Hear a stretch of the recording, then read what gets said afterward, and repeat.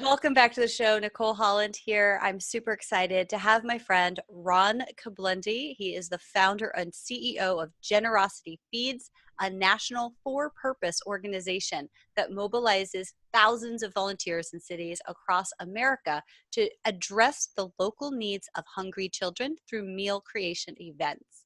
Generosity Feeds is igniting a movement of generosity. As a sought-out speaker, trainer, and consultant, Ron advocates generosity while equipping organizations and leaders to engage in a mission that brings peace and prosperity to their cities. He specializes in assisting businesses and nonprofits in community engagement, social innovation, and inspiring higher purpose. It is an absolute pleasure to have him here. This has been a while coming. And so, Ron, welcome. It's so good to be with you, Nicole. Thanks for the opportunity. Absolutely. All right. So, let's talk first about just in a nutshell. Can you give us an overview about Generosity Feeds and really how you guys are serving support and supporting, and then we'll take Mhm. it back to the beginning and talk about how you got there. That sounds good. So, we are working to feed hungry children in every county across America. And the way that we do that is by mobilizing local communities, businesses, nonprofits, schools, civic groups, sports leagues to work together to create 10,000 or more meals in less than 2 hours to feed local children struggling with hunger. That simple. That is simple. Sorry, I'm like taking notes. I'm going, wow, that 10,000 in 2 hours. That's amazing. Yes. All right. So you haven't done this always. You've been doing this for Right. how long? So we've been doing this for 7 years now. And what I've found is that sometimes our mission in life, our purpose in life finds us. And that's kind of what this story was for me, was life purpose finding me and just kind of being in a position where I could say yes to it. Mhm. And then learning and discovering in the process. Sometimes I think back, here we are. This year alone, there will be over 1 million meals created for children across America struggling with hunger. We will empower over 25,000 volunteers this year. We're going to work with hundreds of businesses and other organizations across America to accomplish this mission. And had I dreamed this years ago, honestly, it would have felt like nothing but pure arrogance. And yet here we are sitting in this incredible place today, not without its tension. We have plenty of tension, like every leader does and every organization does. But here we are, looking at what's happening and going, wow, isn't this amazing? So there's a humility that comes with it as well.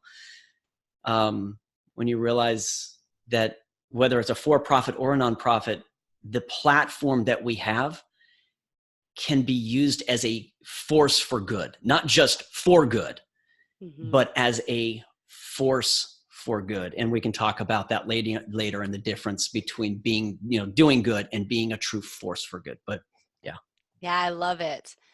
So, can we go like way back, way back? So, when Yes. you were a child, when you were young, what was it? What was the first memory that you have of wanting to be something? Like, I know my little brother wanted to be a garbage man when he grew up. He's not a garbage Right. man, but he wanted to be because, the garbage truck would come in the mornings and he'd be out Right. there waving to that. It looked like a great job for him at, 5.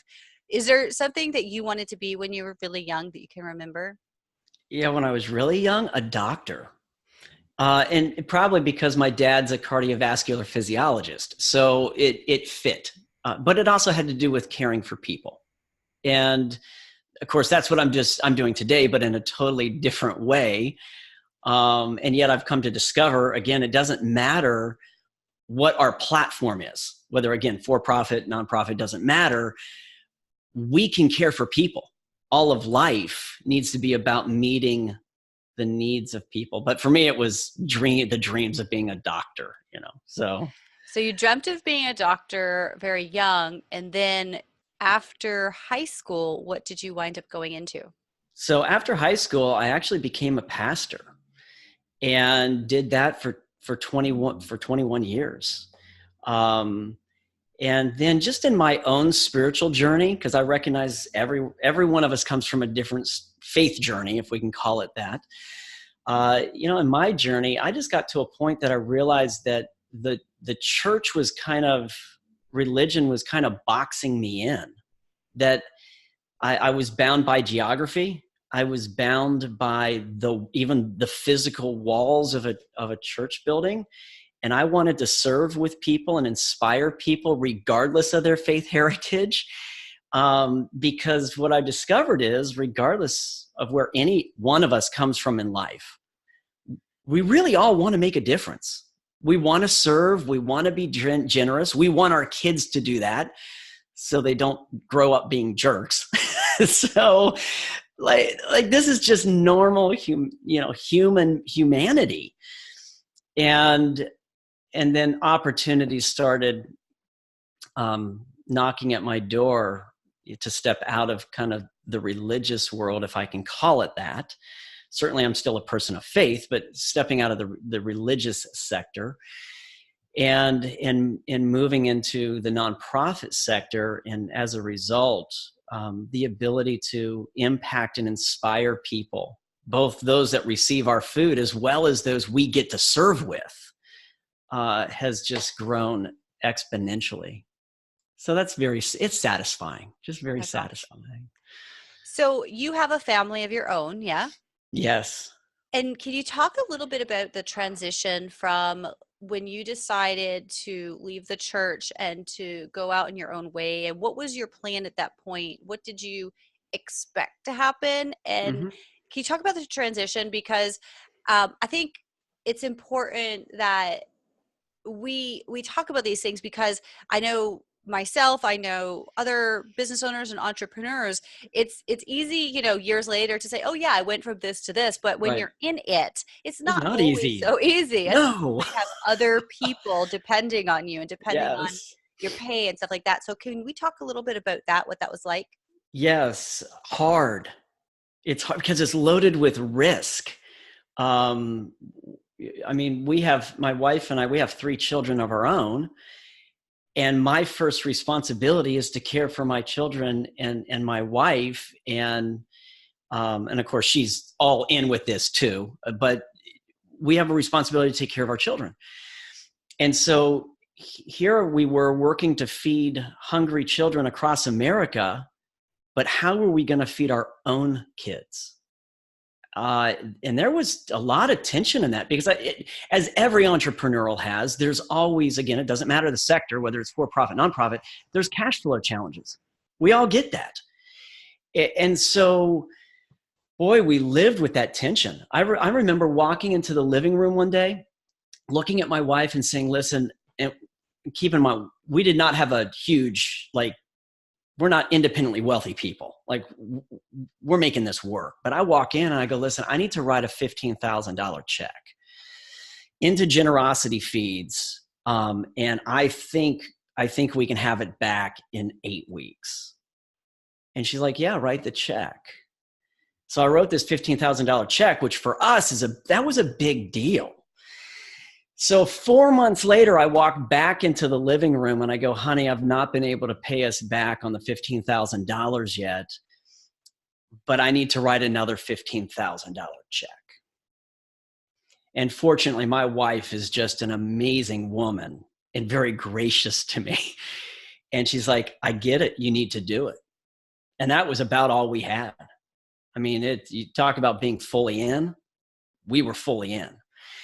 And of course, we had very wise people around us counseling us and giving us insight and wisdom. And so we knew we had in the nonprofit sector a financial model that was going to work. We knew that, but like everything, it takes capital. So yeah, that was a scary place to be in the early days. And even 7 years in, I only started receiving a full paycheck 10 months ago. So again, I know that's no different than the for-profit sector either, depending on how, on the speed that the business scales. So those were some of the tensions. Let's talk to the flip side, though. That's the gut wrenching. That's the hard side. The flip side of that is when we started Generosity Feeds, my kids were young.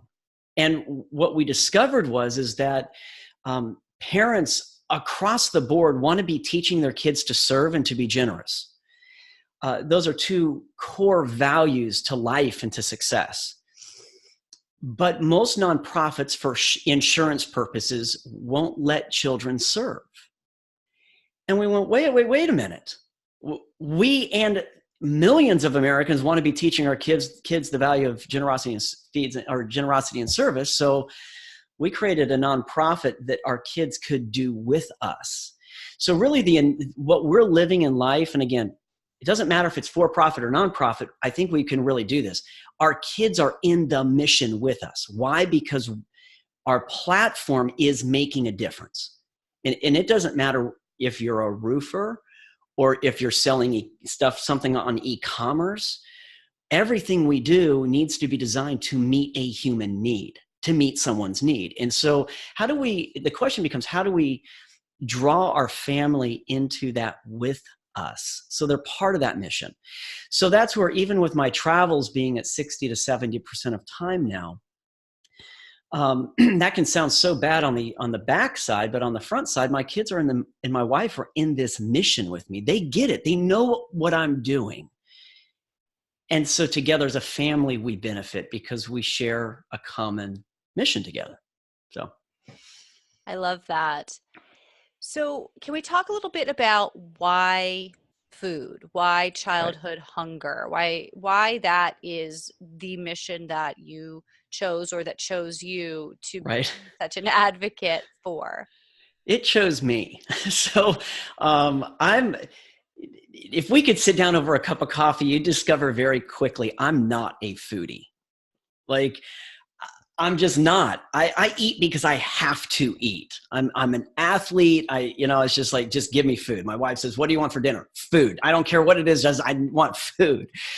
So here's the backstory: is that we had worked with an organization and mobilized our community to create 40,000 meals in less than 2 hours with 450 volunteers, which is an incredible story. And sorry, this was when you were still in the ministry? I can't hear you. Oh. There you go. Now I got you. Sorry, so this is when you were still in ministry, or is this after you left ministry? So I was still, we just wanted to mobilize the community, right? Mm-hmm. And so I was sharing this story with a local businessman, and he's like, "That's amazing what you pulled off." And it is. I mean, that's a big deal. And he goes, "So what did you do with all the food?" And I said, "Well, we sent it overseas to feed children struggling with hunger." And his response was, "That's nice. Now, what are you going to do to feed the 60,000 children in our area struggling with hunger?" And I looked at my friend Daryl and I said, "I don't know, but I'll have an answer to you in 6 months." And that was the birth of Generosity Feeds. That's what I mean. The mission found us. We just wanted to mobilize people to live what was in them already. And so then it became about food. And yet what's unique in that story is that we were living in Loudoun County, which is the wealthiest county in America. Fairfax County is next to it. It's the second wealthiest county in America. And there are 60,000 children struggling with hunger. So we began to look at that and we went, if that's the case in the two wealthiest counties in America, what's it like elsewhere? So we did our first Generosity Feeds event where we had our chef create a meal that could be literally, it is created on site. 300 to 1,000 volunteers will create these meals on site. It's a recipe we're putting together. And so we created a recipe for American children. We did our first event. We did 40,000 meals in less than 2 hours with 600 volunteers. And we gave all of that food to the local after-school backpack programs to make sure that children who were on free and reduced lunch were being fed over the weekend. Because if a child is hungry, they cannot learn. And if they can't learn, it perpetuates the cycle of poverty. And we couldn't have that. So after we did that first event, Nicole, we started getting phone calls from organizations, communities, and businesses around the country. And they just simply said, we heard what you're doing in Northern Virginia. Can you come do it with us? Our community needs it. And so I just said, sure. And then it's kind of the oh crap moment. What did I just say yes to? So, and that's where my wife came back in and saved my rear, because she's very good at logistics and so forth. And so 1 year later, we did our first event in Eugene, Oregon, all the way on the other side of the country.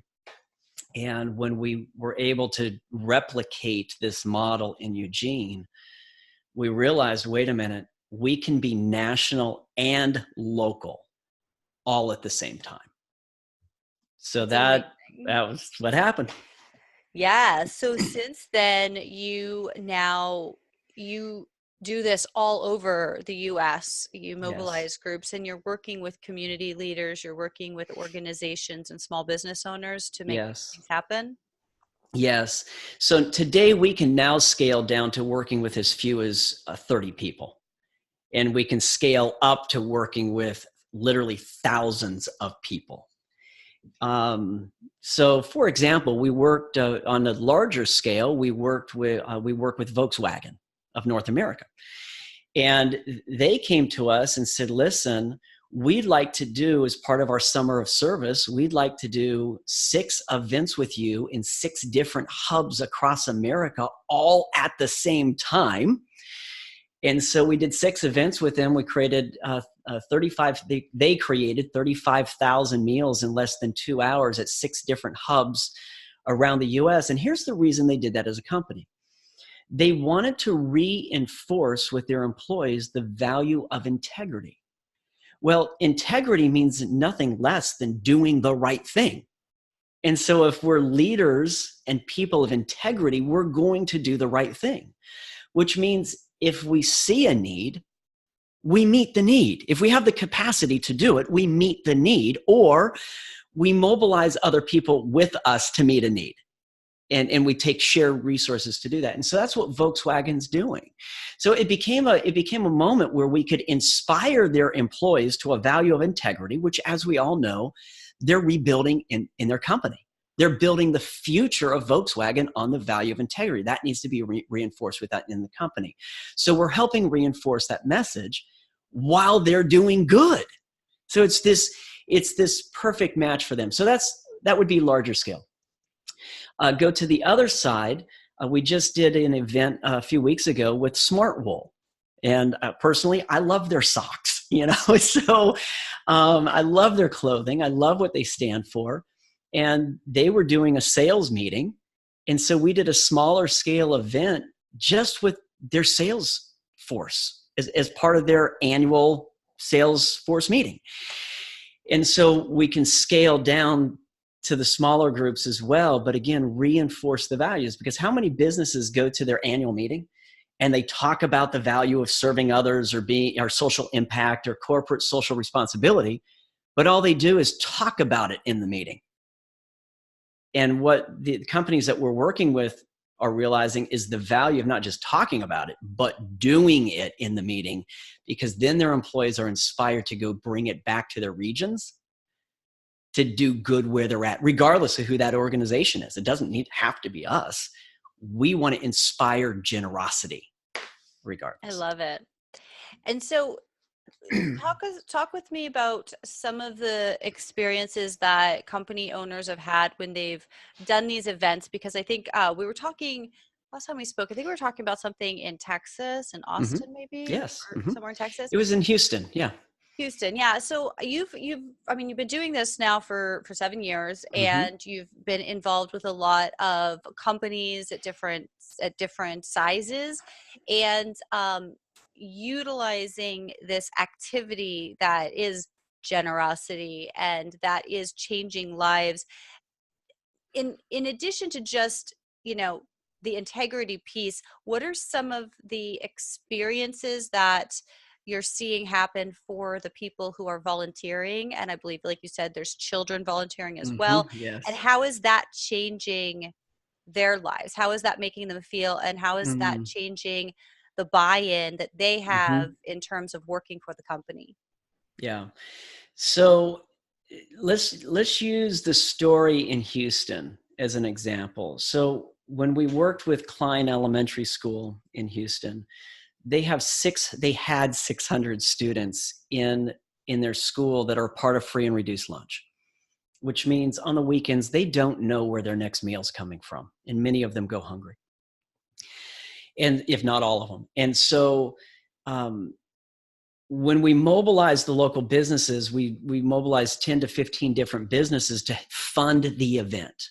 Well, in that process, there's an education process that is happening where businesses are going, what? What do you mean children in my community are struggling with hunger? None of us want to see that. We don't, because we all want to think that our communities are perfect. That's why we do our hair in the morning, right? It's all about image. And so they're awakened to the reality of what's going on. And then it's one of those moments where they go, bullshit, not in my community. That's not happening under my watch in my community. So after we did our first Generosity Feeds event, all the food was given to the local school system to feed kids over the weekend. And then here's the power of it. These local businesses went, we're going to now start taking care of the ongoing need, because the meals they created would last about 10 weekends, 10 to 12 weekends. But then what?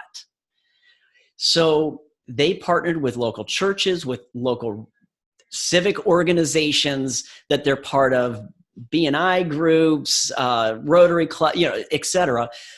And they mobilized enough resources to feed 300 children every weekend. So now what happens is we come back in a year later, we go back to those businesses and we say, thank you for the amazing work that you kicked off with us a year ago and what you've been now continuing. Who are some business leaders that you need to invite to do this with you? In which case business leaders usually go, oh, duh, I hadn't thought about that. Of course, I've got Mike. I need to go talk to Mike or Lisa and invite them to do this with me. So now it's strengthening business relationship. And here's what we believe is going to happen once we come back into Klein again. Now there are going to be 20 to 25 businesses working with Klein. And within 18 months from the day we met them, all 600 kids are going to be fed every weekend. And then we come back in once a year to keep building that as a catalyst. So what does it do for, your question was, what does that do for businesses? Well, first of all, it sets them up to be a force for good, not just doing good, but to be a force for good. And again, we can talk later about that multiplying effect that happens in the force and the question that has to be asked to transition from doing good to being a force for good. But here's what it does for their employees. Today, we have to work harder than ever to keep employees. Like unemployment, at least right now, is an all-time low. And so people can really choose what jobs they want, which means we need to be setting them up for an emotional win with our companies. And the reality is, because people want to do good, they want to know that their job matters.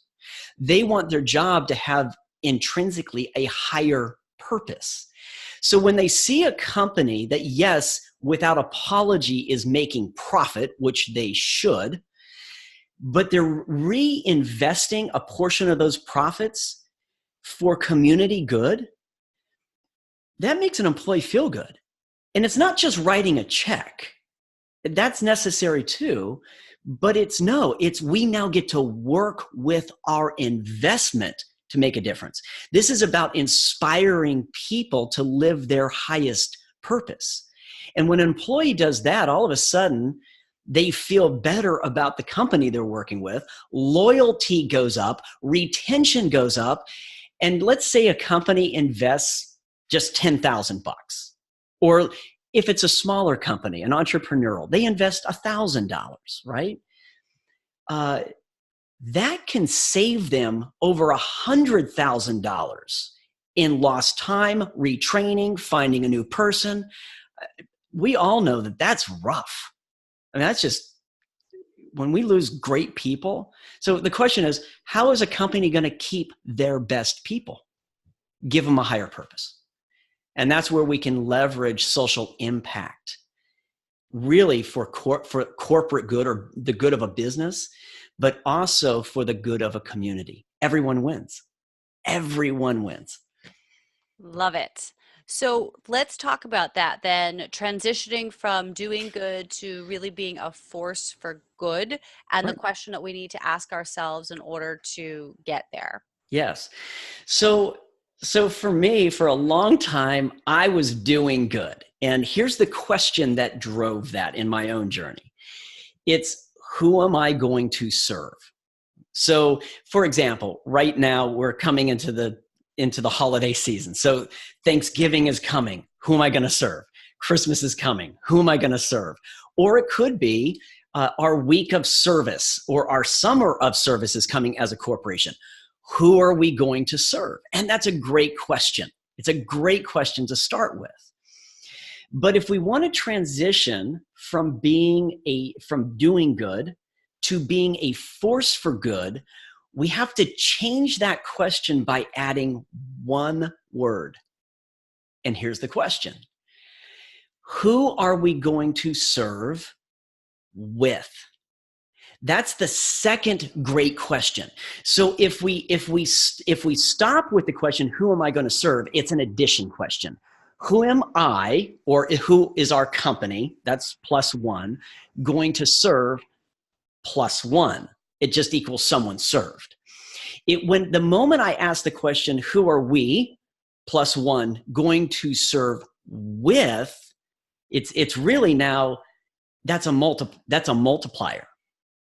It's a force multiplier for good. It increases impact because now it's not just me doing good with my resources, it's me leveraging my influence to inspire other people to do good with me.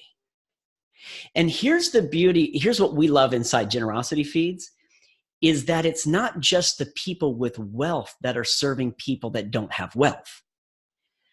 It's a company reaching out, perhaps if they want to the entire community. And now children who are going to receive the food show up. They help create it. And so you have a millionaire standing next to a family in poverty. They're sharing story. They don't know who each other are. And so we're able to cut through ethnic diversity. We cut through economic diversity. We cut through all of that, and we unite people around shared values in a common cause. That's powerful. And then I don't have the letter in front of me, so let me summarize it for you. Lauren is one of our hosts. Every year she leads a Generosity Feeds event for her community as a business leader with her business. She received a letter from a child that said this. It said, Lauren, thank you for the Generosity Feeds food. When I got home from school on Friday, my parents had no food in the house. When I opened my backpack, I pulled out the Generosity Feeds food, and I know it was you because I helped create it at your event. Thank you.